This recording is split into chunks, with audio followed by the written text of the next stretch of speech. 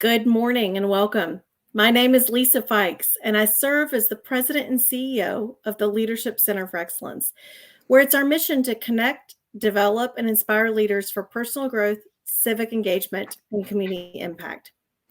This is our 8th year to host this 40 Under 40 event, and the second year we've partnered with our friends at Leadership Fairfax to bring you the 2022 Northern Virginia 40 Under 40 Award Ceremony. I'm honored to share this virtual stage with my colleague, Karen Cleveland, the President and CEO of Leadership Fairfax.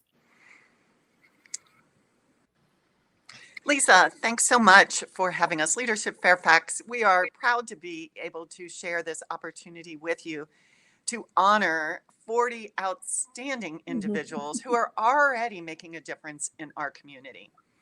As cliche as it may be to say, leadership is most definitely a journey. And all of our programs in Arlington, Fairfax, and Alexandria give individuals that opportunity to share their journeys with the community. So we are beyond thrilled today to recognize these individuals and give you, the audience, the opportunity to meet them and get to know them a little bit. We can't wait to see where they go in life. So there are many ways or several ways to get to know them today, and Lisa will share that with you. Lisa? Absolutely. Yeah, thanks, Karen.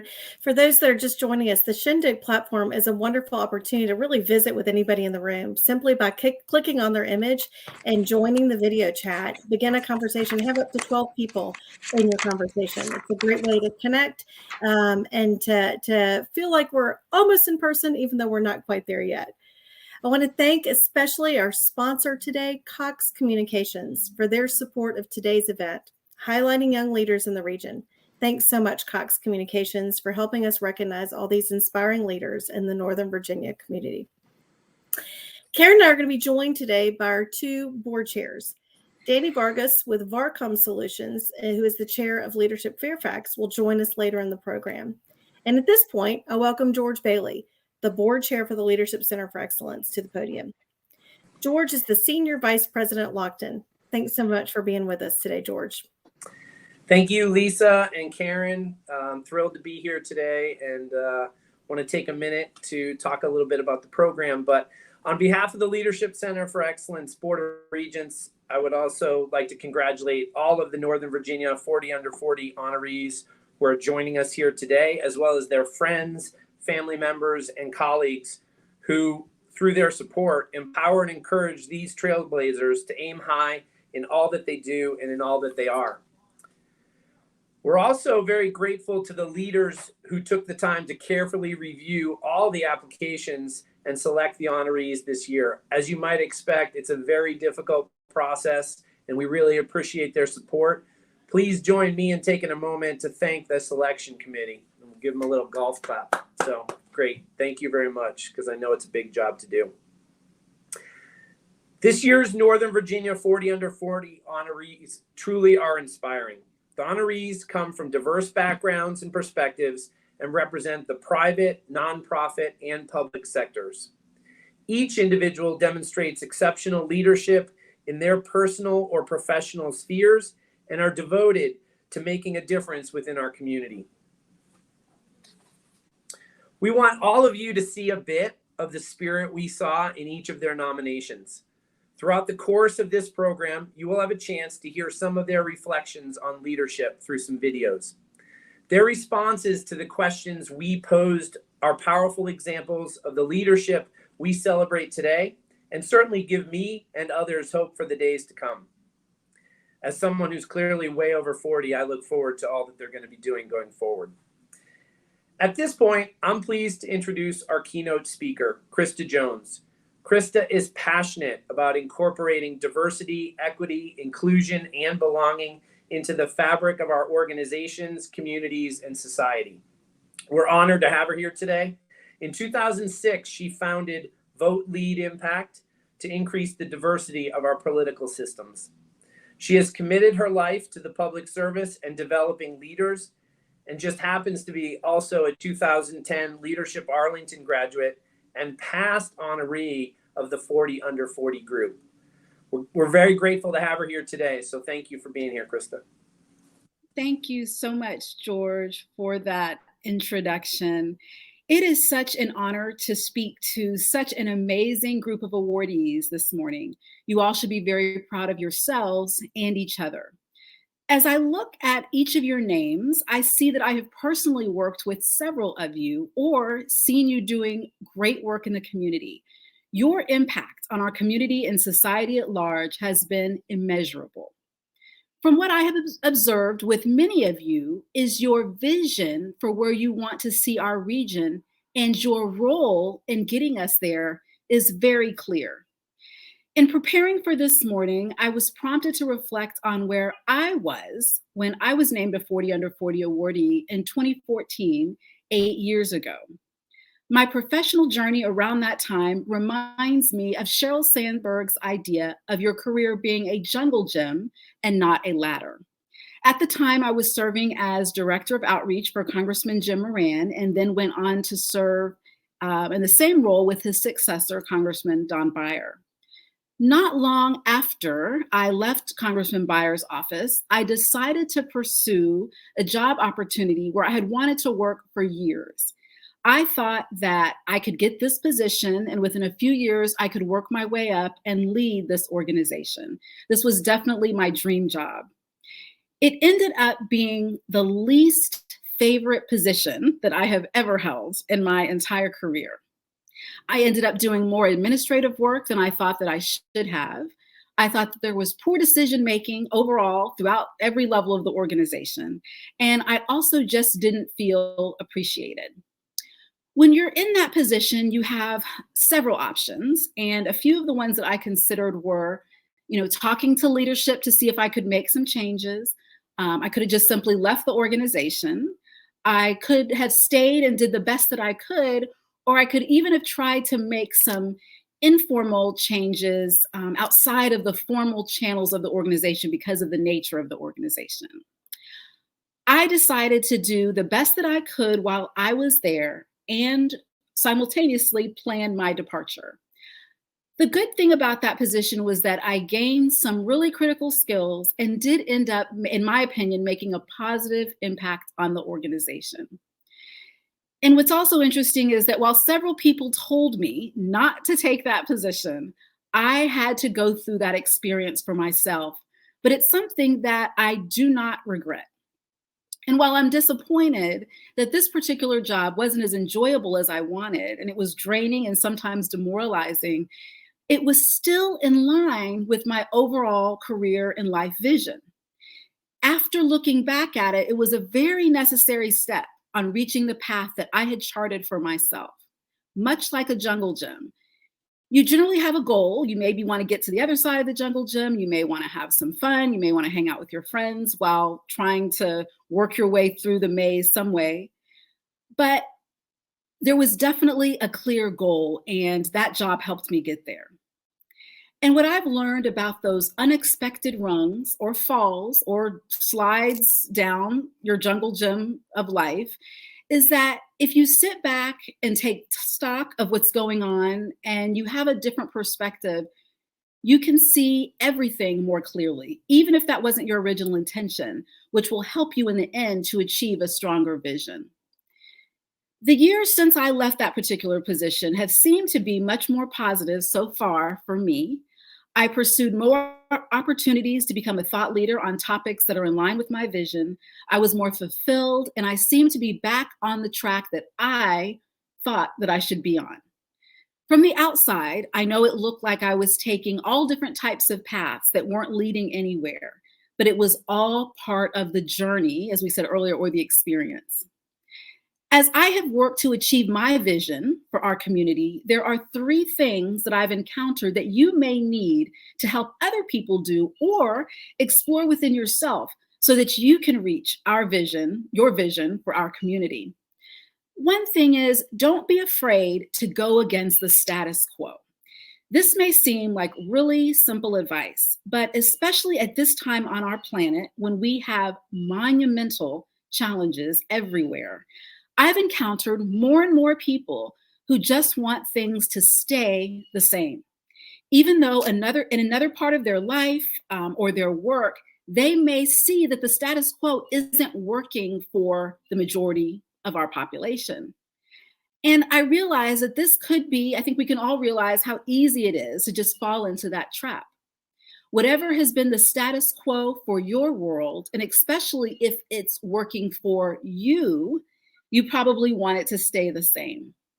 But I encourage you to continue to think about your guiding vision or help others think about their guiding vision and determine whether it's in line with the status quo. If not, don't be afraid to pull people along with you to make those changes. And when you're looking for people to collaborate or bring along with you, you might not have to look farther than the people who are in this Zoom room, this Shindig room with you today, your class of honorees. When I look back at the list of the people who I was honored with back in 2014, I saw that I ended up collaborating with so many of them over the last 8 years, and it was completely unintentional. Number two, you should help others learn how to shift paradigms, often quickly, which goes hand in hand with rejecting the status quo. While I was managing a political campaign in 2019 for a first-time candidate, we knew we had to do some things differently if we were going to win and also make a positive difference in the community, which was one of the candidates' main priorities. For those who work in campaigns or just kind of recognize how our political cycles work, you may notice that there is somewhat of a traditional campaign season. What we tried to get across to people on that campaign is that you can't wait shortly before Labor Day to start engaging volunteers and advocates. We had to shift our paradigm and help others shift their paradigm to a 365-day-a-year advocacy model while not tiring people out. We had to be creative and do things like recruit campaign staff from the community and not from out of town, which is often a practice. We had to educate people on the process of meeting with their neighbors and canvassing door to door. This sometimes is something that people are really afraid of. So we had to figure out how they could look at it differently. Why not make voter canvassing fun? Why not add t-shirts, music, food, encourage volunteers to go in groups and socialize, to take pictures and to upload them to WhatsApp? Just add some revelry to make this very important part of the process more enjoyable. We saw that the status quo didn't seem to make sense, so we had to think about things differently and get others to do the same thing. Thankfully, we ended up winning that race and influencing other political structures to rethink how they managed political campaigns. Third, I think you should try to get people to think long-term. I'm currently working for an organization where we have a clear 2030 goal. Everybody knows about it. It's our tagline. It's a transparent way to go about achieving our goal. It's measurable, and it provides a sense of urgency and also forces people to think about actually achieving the goal, because 2030 isn't that far off, and it's also a great marketing tool. I want to add that in the last couple of years of my life, it's felt like in my world, so many people who have had a profound impact on my life, whether I knew them personally or admired them from afar, have departed this earth all too soon. During my personal mourning process, that experience has forced me to constantly reanalyze how I spend my time and who I spend it with. The entrepreneur Damon John says, "Don't wait for the perfect time. You will always wait forever. Always take advantage of the time that you are given and make it perfect." Each of you has already shown that you have a clear vision and you have excelled at working towards it. And you're striving to make this your perfect time.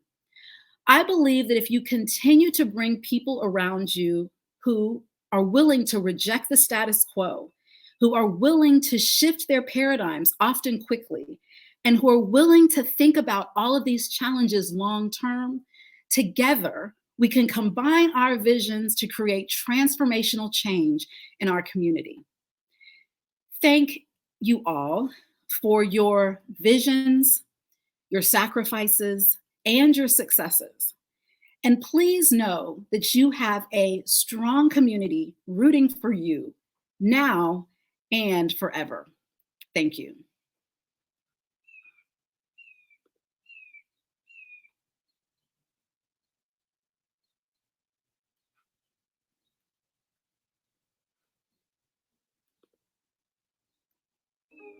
"25 years from now, I want to be remembered as a leader that helped those around me achieve their full potential. I want them to remember me as an empathetic leader that helped them achieve their dreams. Most importantly, I want them to remember me as not taking myself too seriously and always finding joy in the things that we worked on."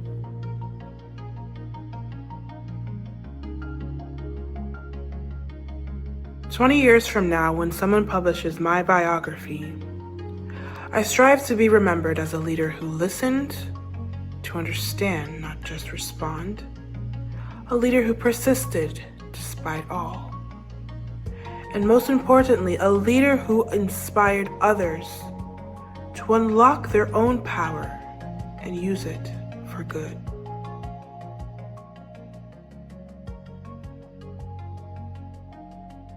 Some of the most important leadership qualities in any industry are patience and to lift others as you climb. These types of qualities have an exponential impact not only in your immediate group, but in your community and industry as well.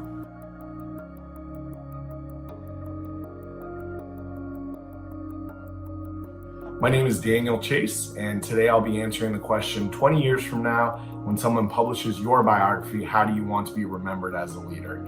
This may sound cliche, but I truly want to be remembered as a man of the people, someone who is approachable, humble, always willing to help others, and never above any task. I think these characteristics are integral to being a good leader, and I've tried to model my life after them. Thank you.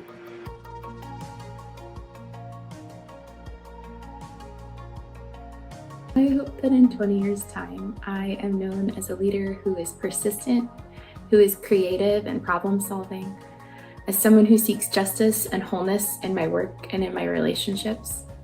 And I hope that I'm known as a leader who celebrates and encourages the people that I've been entrusted to lead.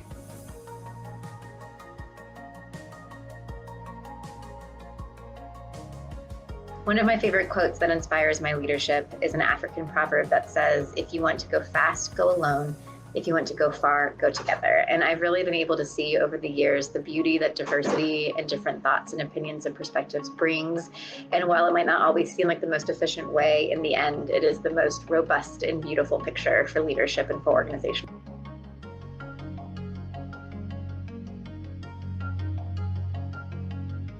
When leading, it is vital that one is responsive. And through this responsive nature, a leader has to listen. It doesn't matter someone's age, position, social or economic status. You can learn something from anyone. Your responsiveness to their needs can help mold a respectful and trustworthy relationship. And what you learn and develop can be used to lead to a more inclusive and diverse environment. We all need to listen and learn in order to lead.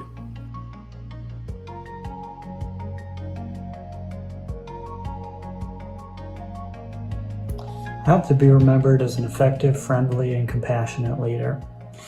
I hope people would remember me that way because I believe in this world it's not enough to be effective at getting things done. You also have to invest in people and relationships. That is what I think makes a great leader: compassion, caring, and effectiveness. So that's the kind of leader I strive to be, and how I hope to be remembered 20 years from now.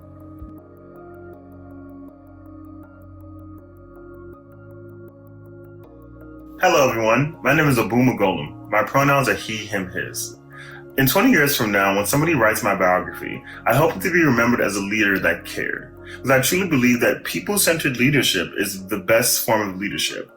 The mark of a true leader is by the impact that they left on the people that they worked with and the people that they led. Thank you.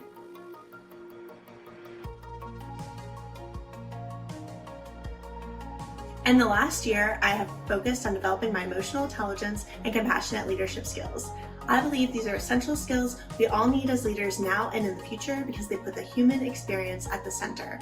By honing these skills, we will foster safe and welcoming spaces for all.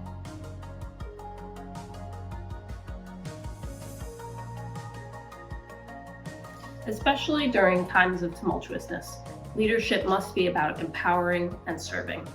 I hope to be known as a leader who has helped others meet these challenges with the support needed to thrive in the face of adversity.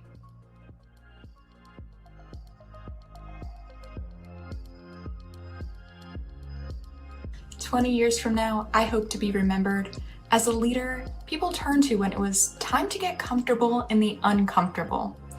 Someone who created a safe space to learn something new, challenge the status quo, fail fast, and then try again together."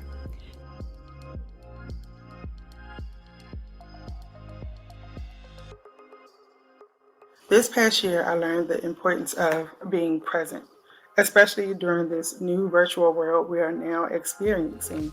In the past, I've often felt unseen, unheard, and out of touch with others. By understanding how this feels, as a leader, I ensure that anyone that I come in contact with never feels this way. Being present is vital in the role of a leader and can boost the morale of those around you.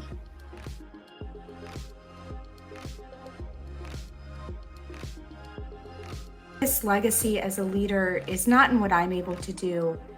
It's the ways that I can equip those who work for me, with me, outside of an organization to achieve their goals, to realize what they can do that they might think impossible.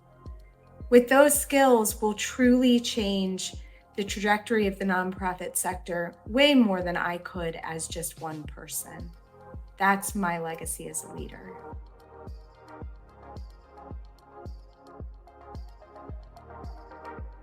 "20 years from now, when my biography is published, I hope to be remembered for inspiring hope and change. I think at the core of entrepreneurship, which I'm super passionate about, it's all about creating solutions to problems. And there's a myriad of problems that we have now, we will continue to have. But I feel like the entrepreneurial mindset, not necessarily creating businesses and creating organizations, but helping to create solutions to make an impact in the world is what I want to be remembered by doing it, but also by inspiring it in others."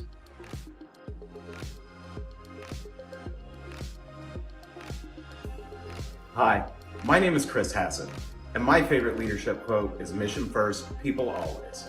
I first heard this many years ago during my time in the United States Army. To me, this quote embodies the right balance of doing what it takes to get the job done, while always focusing on coaching, mentoring, and caring for those under your charge.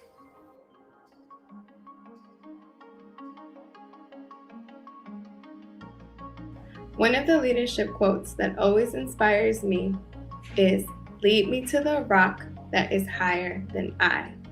Whenever I feel like I am in the valley, I always remember I'm never alone, I always have community, and I will reach that peak. Whenever you're feeling like you can't reach that mountain, keep those 3 things in mind. You're not alone, you have community, and you will reach the peak.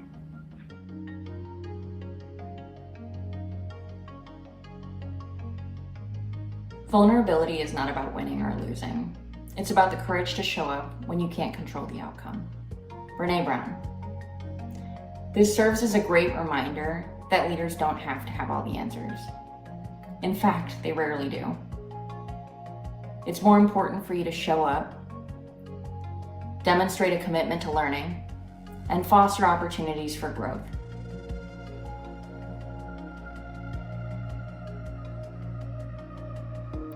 20 years from now, I hope to be remembered as a leader who was both compassionate and effective.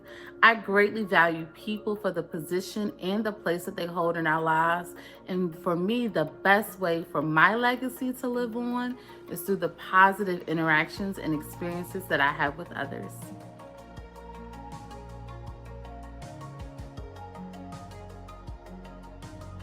What leadership qualities will matter most in the next year? I think a leader must be optimistic, not just as it relates to recovering from the pandemic, but for strengthening teams at work and for supporting families at home. I also think a leader needs to be compassionate towards those who have lost so much and also have a willingness to help them in any way possible.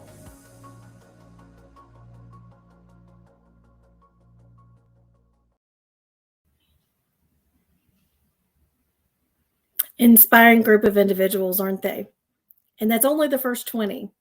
We're going to take a quick 5-minute break. We encourage you all to go stretch, connect with one another, and we will be back here at 11:34.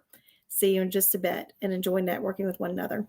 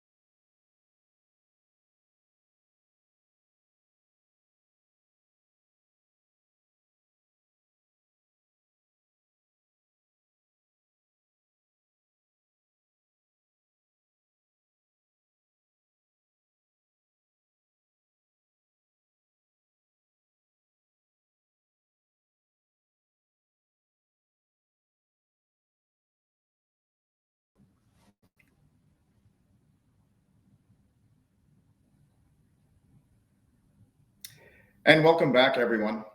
My name is Danny Vargas. I have the honor of serving as chairman of Leadership Fairfax, and I join Lisa, Karen, and George in congratulating our honorees who are so incredibly inspiring. You know, as Karen mentioned earlier, leadership is not a destination, it is a journey. Leadership is not something you own, but something you share. Real leaders don't try to be at the top of the pyramid, but are rather willing to turn the pyramid upside down and hold up others. Leaders are not served by others, but are driven to serve their colleagues, their organizations, and their missions. And it's been said that a good leader might have people believe in him or her, but a great leader helps people believe in themselves. There's never been a more important time for you as young leaders to step into your own and lead in new and innovative ways. And we'll be watching and learning from you as you take us into the future. Please join me as we hear from our second group of honorees. Thanks very much.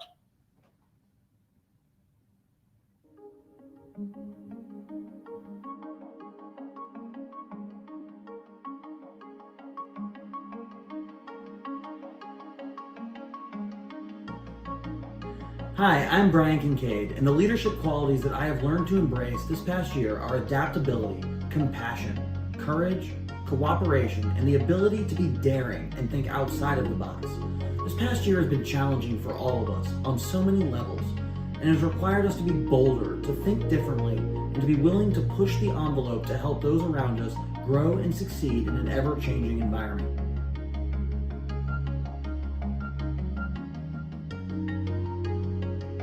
The leadership quality that I've really learned over the past year is adaptability, both in terms of how I conduct my work personally and how I supervise my team and in how I work with my colleagues. I think that in an ever-changing environment where the way that we work and the priorities of what we're working on continue to shift, it's really important to be adaptable in how you work and the goals you're trying to achieve, so you can really find success in your work.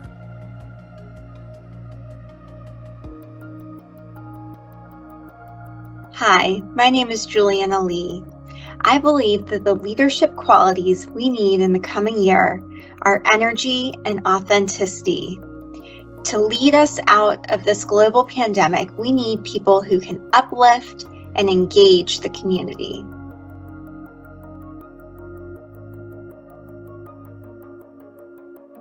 And my favorite leadership quote that inspires me is "Be the change you want to see in the world" by Gandhi.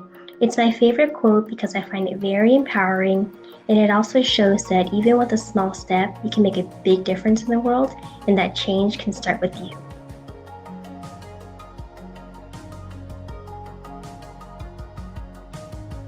My leadership is informed not so much by a quote, but by scripture that reminds me to give thanks in all circumstances.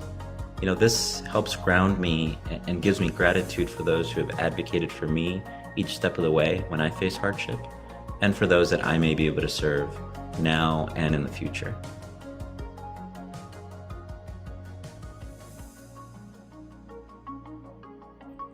A leader who tremendously inspires me is the Shirley Chisholm, a fierce reminder that on our leadership journey, to not allow lack of representation discourage us, but instead fuel us to create paths for ourselves and others.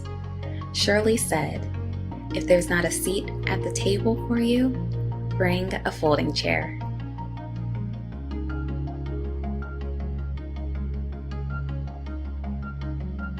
To me, leadership is not necessarily about being the loudest in the room, but instead being the bridge or the thing that is missing in the discussion and trying to build a consensus from there.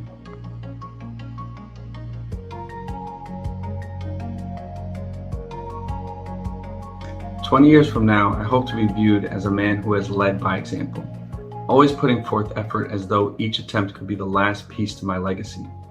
Exhibiting compassion for the plight of others, a good leader embraces differences and takes every opportunity to evaluate each potential decision through the perspective of those who will be most impacted by that decision. It's my hope that's what comes across through my everyday actions and my life story."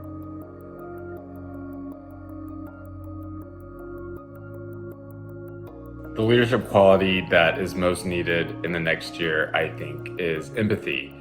We have all been through a really challenging period over the past 2 years with COVID, from children being at home and not being in school to the loss of loved ones. I think that leaders should really extend a lot of grace to their teams as we come out of the first phase of the pandemic and into a new normal, whatever that ends up looking like.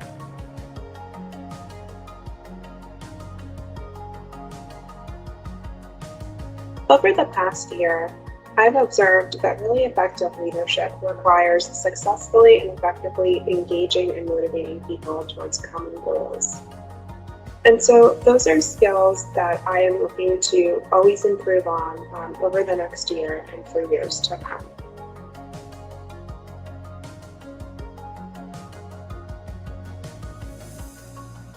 I think the most needed leadership qualities this next year, empathy and patience. As we continue to cope with the fallout of the pandemic, our capacity limitations and our needs are changing. It's so important to meet people where they're at and to build relationships with the people we work with. It's also important to be able to recognize when people are experiencing burnout and model self-care behavior. When we feel well, we do well, and that starts with our leaders.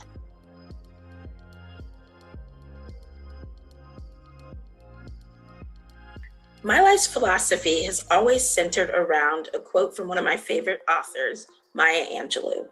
When you learn, teach. When you get, give. Because of these values, I've pushed myself to be the leader who impacts all communities I identify with, ranging from helping low-income students and first-generation college students reach their future goals, to serving on my college alumni board as an LGBTQ+ ally. Service leadership is not just about learning and growing, but about finding ways to pay it forward.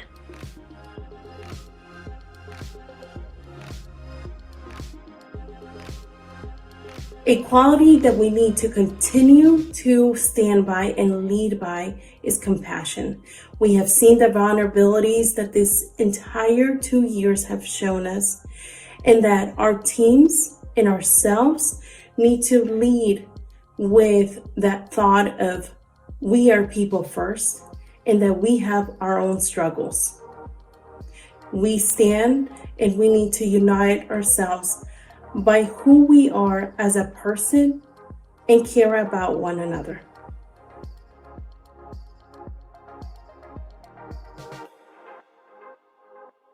"20 years from now, when my biography is written, I want to be remembered as a leader who inspired a generation of young Black men to empower their communities and make significant and positive change, not just locally, but globally."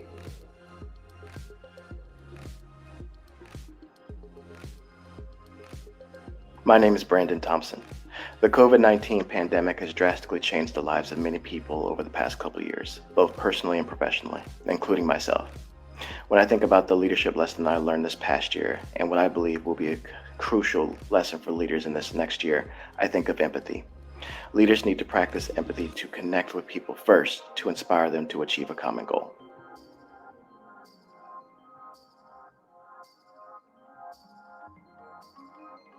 "20 years from now, when someone publishes my biography, I would like to be remembered as a servant leader. A servant leader is someone who defines success not only by the things that they do, but also the success of those around them.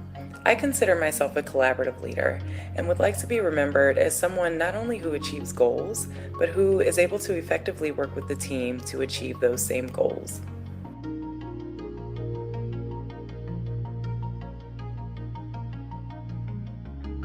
As a hospital president, the COVID-19 pandemic has taught me lifelong lessons around leading through uncharted territory. Together, we learned adaptability, innovative solutions, and most importantly, compassion. Compassion for each other, our patients, and the community whom we have the privilege to serve.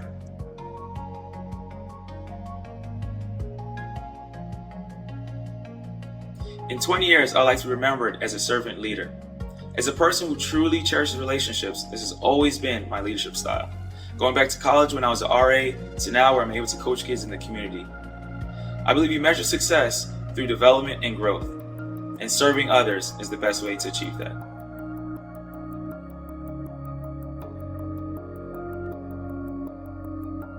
"20 years from now, if someone was to write an autobiography about me, I hope that they include that regardless of my titles and my status, that I was a kind leader, that I was a leader that used empathy, compassion, and kindness to lead others for change. And I always made others feel included, seen, and heard, because that, to me, is the true qualities and values of a leader."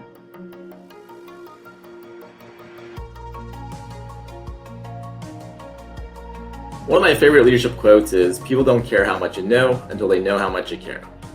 I believe one of the most important leadership traits going forward to the next year and beyond is empathy. If we all try a little harder to listen and understand one another, we can have a positive impact on both our team and our communities.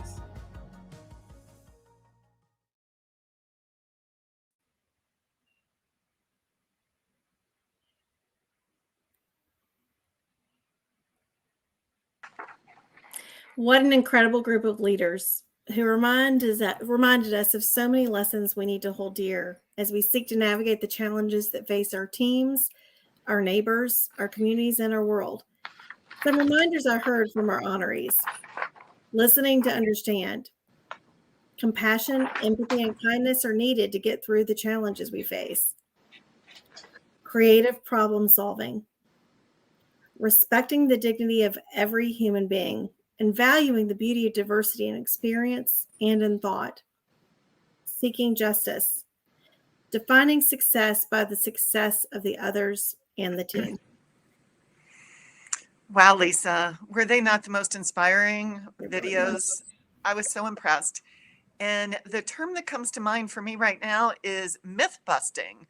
We've all heard this through the years that, the younger generation, the millennials, the Gen Zs, they want instant gratification. Well, today we bear witness to the fact that we have a generation coming up that makes us proud and inspires us all to do more. So my challenge to all of you who are here today is to dig deeper, really take these stories with you and go out into the world and make your way, make your mark. And as you heard today, do it by bringing people with you. That's the best way to create a really strong, vibrant, sustainable, and thriving community for all.